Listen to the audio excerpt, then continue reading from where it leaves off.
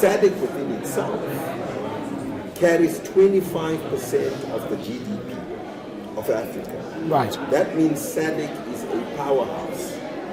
And we should be able to do, at the very least, light manufacturing, food processing, and be pumping those products up north. The advantage, once again, that we carry, we have organic products which are in demand globally.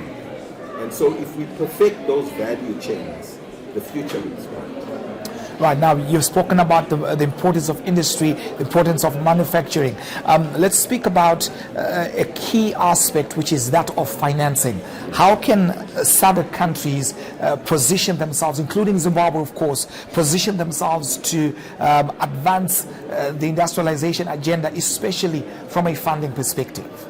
So I think we are at a kairos moment, a strategic moment in time, where with Zimbabwe in the chair, we should really call for a SADC industrialization fund.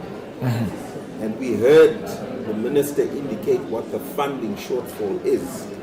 The African Development Bank have done a study in terms of the infrastructure that is necessary to put in place for a basic modernization of our industry.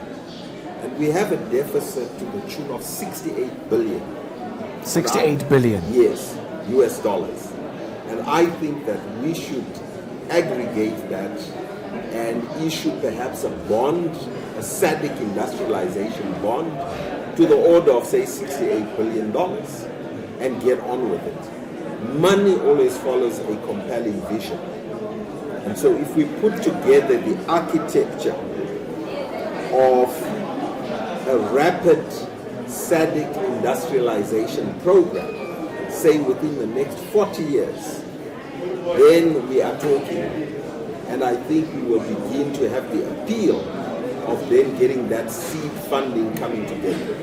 As follow-up, how would you envision that form of an instrument? What would be the key features of it, just to ensure that there is confidence from the region and beyond, and to ensure its fluidity moving forward? Okay, so we have again the unique opportunity where Zimbabwe has formed the Victoria Falls Stock Exchange. The Victoria Falls Stock Exchange is the only African exchange that does not carry an exchange rate risk, because all assets that are issued in the United States dollars.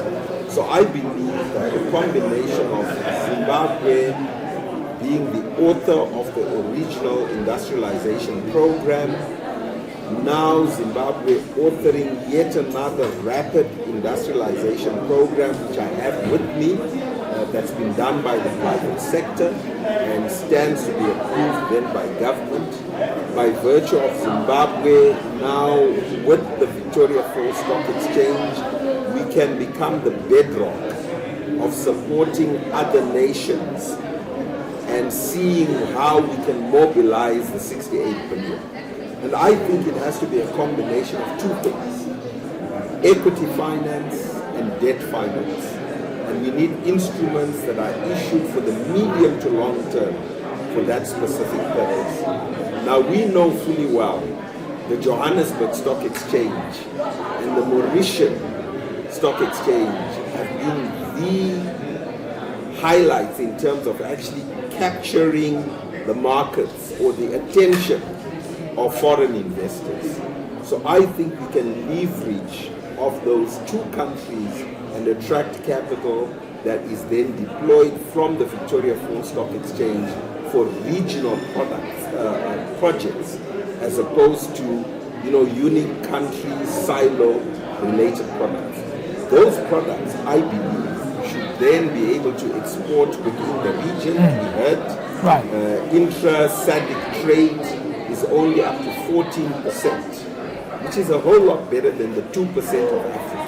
But therein is the catalyst for us to begin to say these are regional industrialization products, and so we produce our own products and we consume our own products.